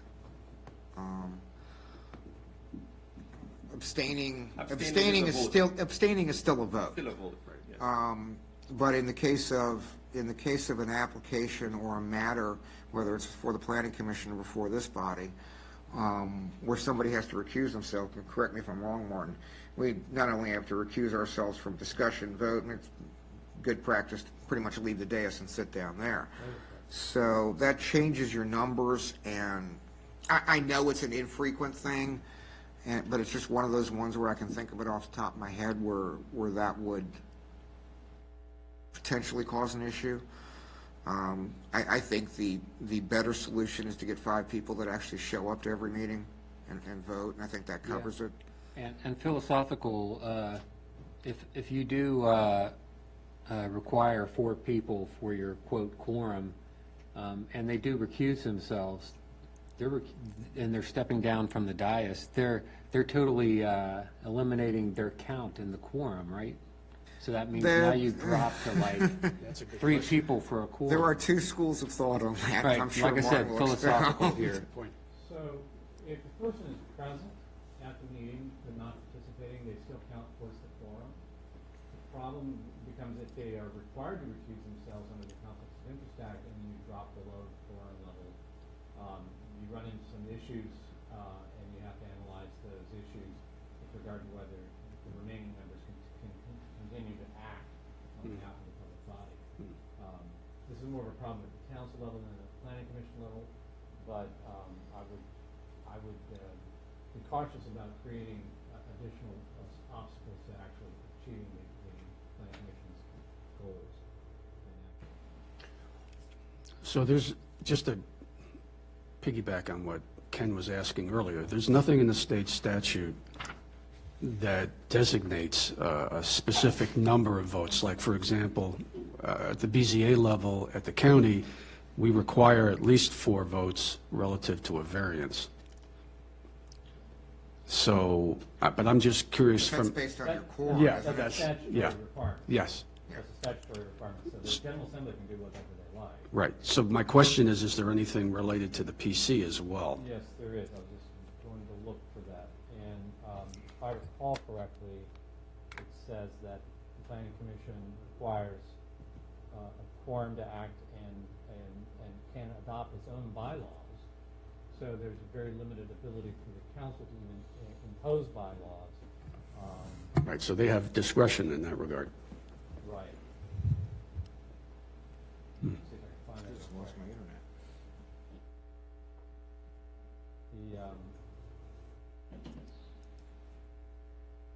The statute, Virginia Code, section 15.2-2215, says a majority of the members, this is the planning commission, shall constitute a quorum, and no action of the local planning commission shall be valid unless authorized by a majority vote of those present and voting. So you don't have the ability to affect their quorum or their majority vote. So I think that answers the question.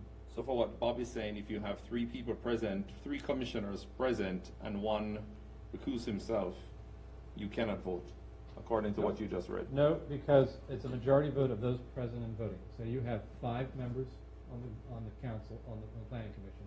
Maybe you have 1 vacancy, so you have a maximum of 4 people that show up. 1 of them doesn't show up, you have 3 people up. 2 people recuse themselves, 1 person votes, that's the majority. Because a recusal or an abstention is a non-vote under Robert's Rules of Order. It does not count as a no vote. And this has been an issue in Loudoun County because of the, what I refer to as the herring rule on campaign contributions, where they have to recuse themselves, correct, Marchant? I haven't heard They'd that. have to announce that they don't recuse themselves. I thought they were required to recuse themselves over a certain amount. Okay, sir. I think we've labored. Yeah. Thank you for your answer, sir. Yes, sir. I think I have to restart my computer. I think we're good. Okay. Motion, anybody? I move adoption of resolution, what's the number? 2021. 2021/008, to reduce the size of the Haymarket Planning Commission to 5 members, effective July 1?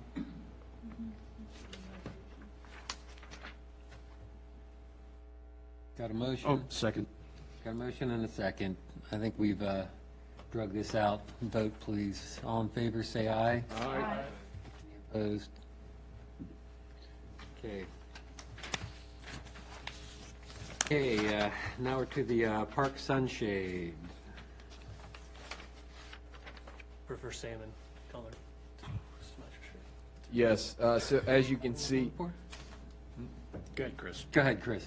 as you can see, we had discussed this at the work session. We continue to talk with the playground contractor who, just as a note, will be coming out to review the slides. Those of you who've got some complaints, we will have them moving forward. And with us discussing it, they actually did a discount of $1,818 to bring in the subtotal just below $48,500. So what we did is we suggested a move to authorize town staff expend an amount not to exceed $48,500 for the purchase and installation of the shade system. Okay. On a serious Anybody so note, moved?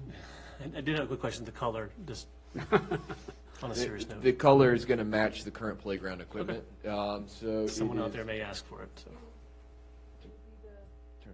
It's beige. It'll be forest green, and the poles will be that beige tan color that we've used.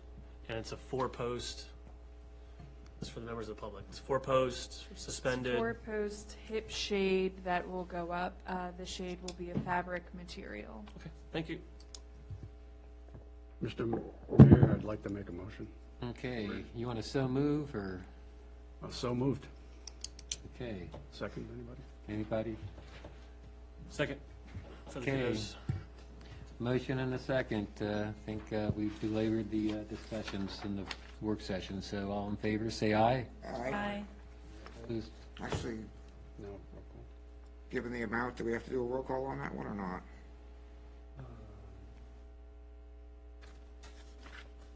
You wouldn't hurt. I don't need to roll off top. It's 48 grand, so I think that, well, I think our own rules Just do require it. it. Yeah. That's quicker. Roll call. Roll call vote. Aye. Hasmella. Yes. Pater. Yes. Schneider. Yes. Morris. Yes. Okay, I'll put our names on the check and be held responsible for it. okay, next item, we got the salary increase. I will let this memo stand for itself and just request approval. Mr. Mayor, I move the town of Haymarket increase Officer Burgoon's salary to $65,000 effective May 1st, 2021. Second. Okay, you got a motion and second. All in favor? Roll call vote. Aye. Aye. Aye. You want a roll call? I was gonna say.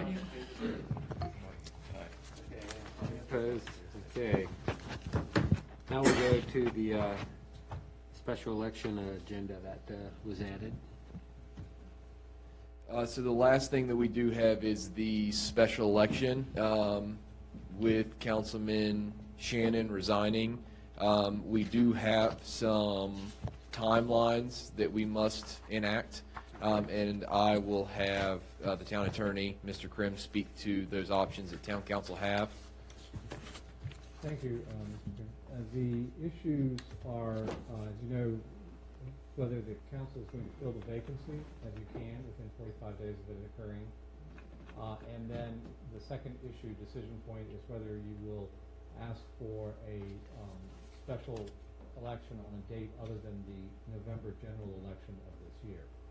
The term for Mr. Shannon would normally have ended June 30th, 2022. However, due to the statutory changes that takes effect on July 1st, his term will be extended to the end of December in 2022. So whoever is elected in the special election will serve until December 31st, 2022. I spoke to a member of the Prince William County Board of Elections today, Mr. Ron Williams, who indicated that he didn't know the exact cost to the town of having a special election on a date other than the November general election, but he estimated it as between $5,000 and $10,000. So he was going to get back to me with a specific amount. Haven't seen the email. Maybe he sent it to me during this meeting because I haven't had a chance to check my emails. And in terms of advance time, he would need at least 90 days to have a special election on a date other than the November general election date. So if you look at that from here, we are in June. The earliest we could possibly have a special election to fill a vacancy would be September, or about 2 months before the date that won't cost the taxpayers any money. Right. So that's the decision point. But if you want to get it done as quickly as possible, and frankly, Prince William County has taken the position that they want to have special elections as quickly as possible. You may remember that we had a snap election for clerk of court one time. Yeah, but they're also in a position where they can't appoint. Yeah. Yeah. So you have the ability to appoint. That person would serve until the special election. If the special election is on whatever the first Tuesday after the first Monday in November of this year is, then that person would qualify which means that they get the certificate of election from the Board of Elections, and they take the oath of office, and they would sit immediately thereafter, so they wouldn't have to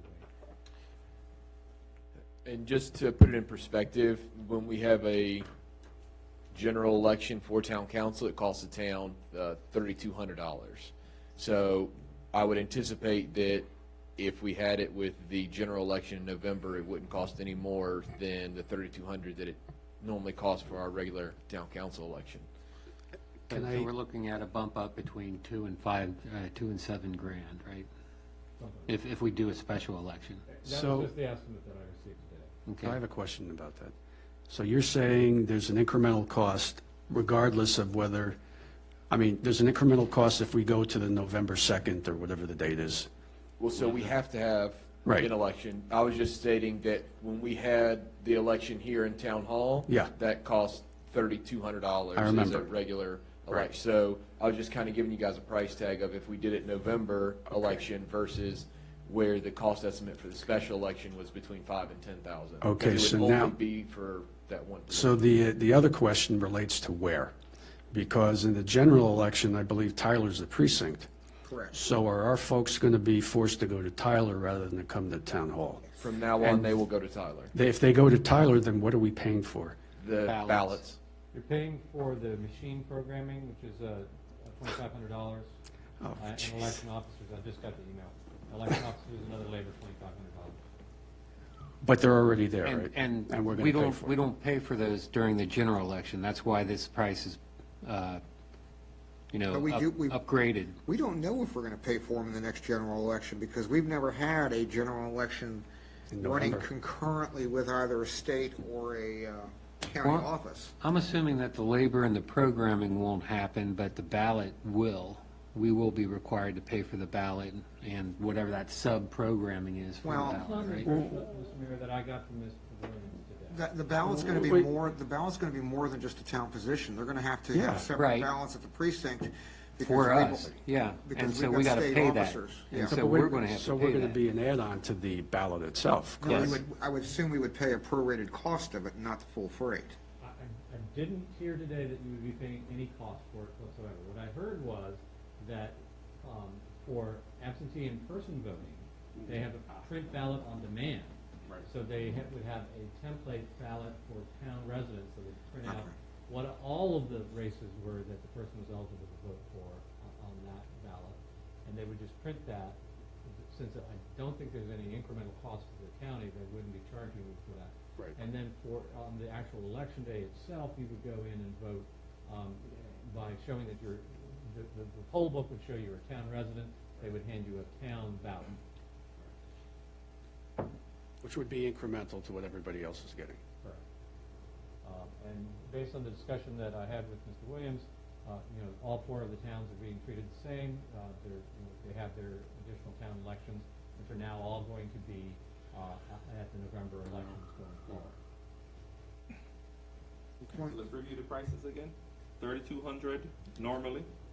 Yeah, correct. A normal town election is $3,200. No state just in town hall, $3,200. Well, what I find interesting about that is partially the way they sold this bill was that we wouldn't have to suffer those costs if we went to November. So I would be very surprised, but we'll see. And no, if we waited until November 2nd or 7th? And that's the price we don't know. What we do know is that if we decide to move sooner than the November election date, it will cost between $5,000 and $10,000. So I was just suggesting, my recommendation would be that we hold it during the general election, because the chances are with the new bill passed where the justification was that the towns would save money, I would assume that it would be cheaper than $3,200, which is substantially cheaper than between $5,000 and $10,000. So that's where my recommendation would be that we move move forward with getting the special election scheduled for the November general election. And date. Martin, what do You you, just need a motion or a directive to seek the writ. I think just Yeah. a directive. Correct, so the action would be for the council to direct the town attorney to file petition for a writ of special election for the November 2nd general election date. so moved. What I'm trying to okay. Go ahead, Chris. No, go ahead. I'm just trying to understand that you're saying we're going to do a special election before the general election? No. No. The motion is Either to or. hold the special election on the same date as the general election. Oh, okay. Yeah, so Okay. right now, you will do it at the there's same two different time. options. Either you do it the same time as the general election, or we could do it, like Martin had referenced, Prince William County has done it before, where it's just a random day that meets the criteria, and those random days that meet the criteria normally cost more. So that's where, with this, it will just be in the general election and help save us some money. I mean, we've gone through the process of even writing a letter. Didn't we write a letter to the governor as a town? Yeah, but we lost. Right. No, that- But we no. did, yeah. That ship has sailed. Yeah. Well, we did. We did all our due processes, and they still voted that direction. Have they Sean? indicated a timeline for submitting You mean the application? candidate forms for these special, because the local Yeah, elections filing deadline has already passed. That's right. I don't think they've come out with a date yet. so. I don't know how that's going to work. I know that Middleburg moved its elections to this fall for all of their council members, well, for the ones that, the council members whose terms are up, and for the mayor. And so they had like a 3-week window from the point where they took action to move the election date to actually filing. Right. With this one, you've got a 0-day window. Right. I'm not sure how that works. I didn't ask that question from the, Because it was Well, if you 3 look- days ago, right? I think it was June 4 was the closing date. something like that. Well, so if you're talking about Middleburg and they were supposed to have their election in May, when we all ran, it was March 3rd. So what is that, 3 months prior to the town election? 2. 2 months, thank you, my math, you know. And so I would assume, dangerous, that they would probably do the same thing. So you're talking sometime in September, perhaps? I'll verify that. Or It's strange that the local office deadline is 5 months. I guess they need that because of the preparation of the ballots for the primaries and everything. But Marchand, you had a comment? We're going to take up the appointment separately? Candidates for the appointment, okay, thanks. Okay, so if there's no objections, the direction's been made, right? the We're motion's good? been made. It was in the form of a motion, so I think for the record, we probably should just go ahead and vote on that. Oh, okay, I thought we had a directive. Okay, all in favor, say aye. No, Aye. yeah? Is that good? Well, this motion's strictly for the special election. For issuing the writ. And then we got appointment discussions will follow. Yeah, this is just for the writ. Yeah, this is strictly for the writ. All in favor, say aye. Aye. Okay, any opposed? Okay. Now, any comments on, I guess, appointment? We got until 45 days, which would put us, do we have the date? That would put us to July 9th. And we have received one application. So far. So far, correct.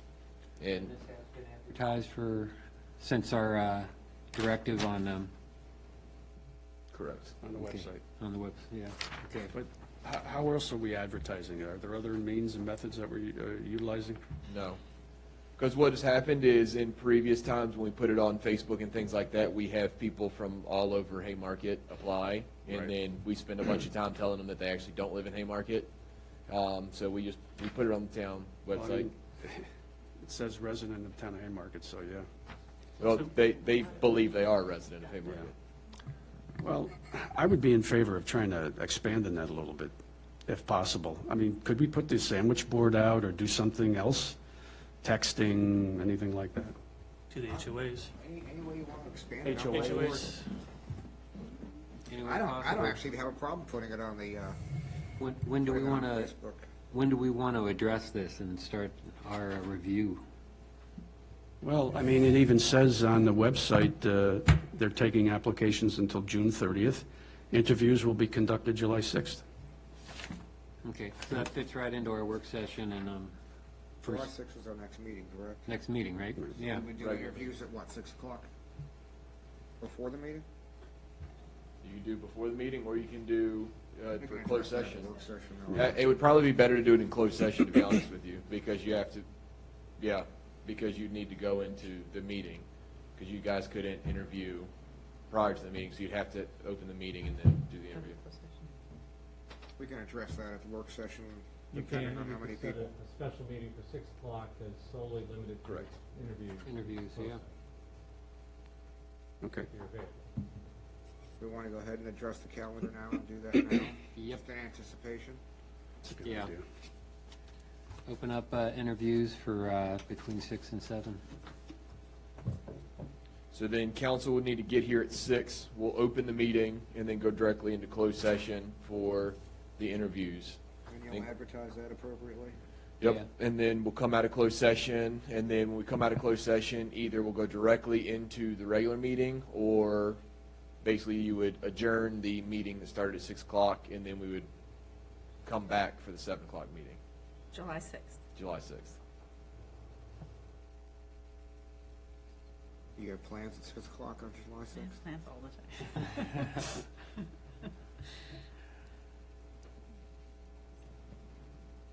So we good? Are we promoting 2 meetings then, or just one with a, I'd rather keep them separate. okay, we'll keep them separate, 2 meetings then. And just so council knows, since it's the same day, you only get paid for one meeting. Now I know what I want to talk about at council members' time. Okay, any more questions on that, or can we move on? Sure, we can move on. Okay. Next,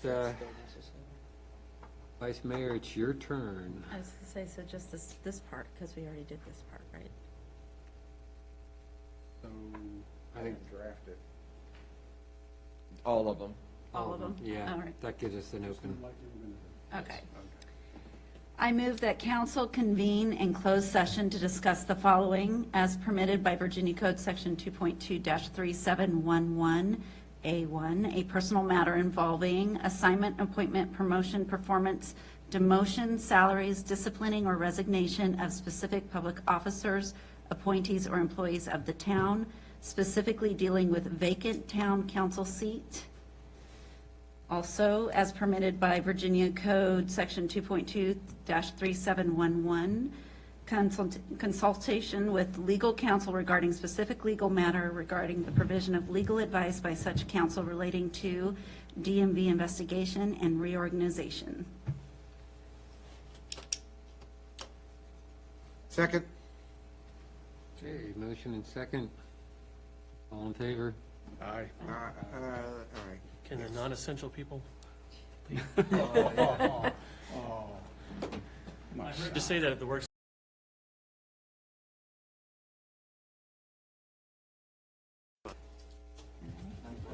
Ready?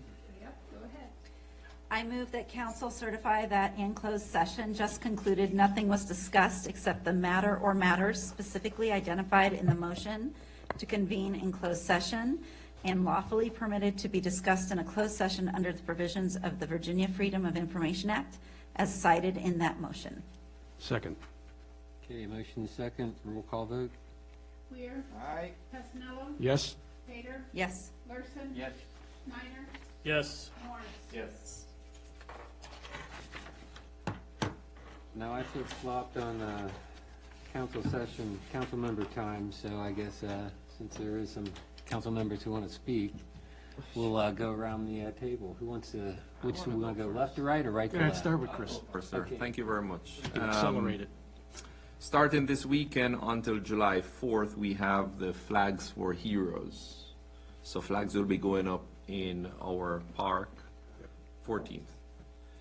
June 14th to July 4th. Did I say that? No, it's the 12th to the 14th. On their website, it says 14th to 4th. Okay. So it's going up. These are flags honoring active service members, veterans, first responders, essential workers, and any of your personal heroes. So it's an event that has been, this is the third year? Third year. Great group of guys. A little bit saddened personally by Steve Shannon's resignation, but I do want to publicly thank him for his years of service to our town, and always mentioning VDOT every time he sits in the class. And I want to welcome Officers King Chan and Joe Copage to the Haymarket Police Department as we continue to grow and continue to do interviews. Thank you, sir. 2 seconds to spare. Marshawn. I stole some of my thunder there. So also thanks to Steve for his service and the new officers. What's that? Anyway, moving on. Water balloon fight this Friday. Woo! Annual Long Street Commons. Press fight. The police are going to bring some shields. That should be interesting. Interaction. So it's 1:30 on Friday. We may have to move it from the cul-de-sac. We'll let you guys know. Please, if not participate, at least come by, and it's pretty fun to watch. A couple thousand balloons. I also, the Councilman Pasanel mentioned it earlier, I would recommend we take some sort of work session in July to go through the core statements. I'll just look at the website right now. Mission statement, vision statement, core values, and the strategic initiatives. I think it's time to update those. So that's all I have. Thanks. Okay, I will make it quick and move on. Vice Mayor. Is it my turn? Yes. Oh, awesome. So I'd like to also echo my previous councilman's statements. It is Pride Month, so happy Pride. And our business roundtable is tomorrow morning at 8:30, and we've got a great summer concert on the 14th of August. Excellent. There you go. Yeah, again, welcoming the new officers. I think I've had that opportunity to converse with Officer Chan. It's been very good, very enlightening. I'm very encouraged by it. And I want to thank the Haymarket, is it the Haymarket Garden Club? Yeah, they're out there. They were out there this morning in that heat, taking care of the flowers, and they're tough. They really do a good job, and I'm very appreciative of them and their efforts. So, I'll make this real quick. As Chris noted in his budget presentation, we now have one of the 2 lowest tax rates in town. And one of the reasons that we're able to do that is the people on this body and the people on the other bodies, Planning Commission, ARB, quite frankly, we're doing this for free. We're not making a whole lot of money, and we're certainly not, enriching ourselves in this office. And I note that because I've looked at some other jurisdictions, and I've seen some raising their taxes, some lowering their taxes, and then I look at one particular jurisdiction in this county, and I think, if we meet twice a month, we get 200 times 12 is $2,400 total for a year, when some of us spend, 20 hours a week in here. And nobody squawks about it. But quite frankly, I'm just offended by what the town of Dumfries did last week, raising their council members. Get this. The council members' annual salary went from $5,216 to $15,000 a year. Vice mayor went, Vice mayor went from 7,300 to 15,000, the mayor went from 8 to 18,000. Talking almost tripling. I hope nobody in here ever broaches the subject of increasing anyone's salaries on this panel to anything approaching that degree, because I will lose it. How am I supposed to retire? So moved. We'll talk about that after the meeting. That it? That's it. Okay. Quick. Move to Quick. adjourn. Okay. Second. Got a motion and a second to Aye. adjourn. Favor, aye. Aye. Aye, aye. You didn't see that? I didn't see that. I did not see it. God, and it's like the third year in a row they've raised their. Tomorrow at 8:30 here.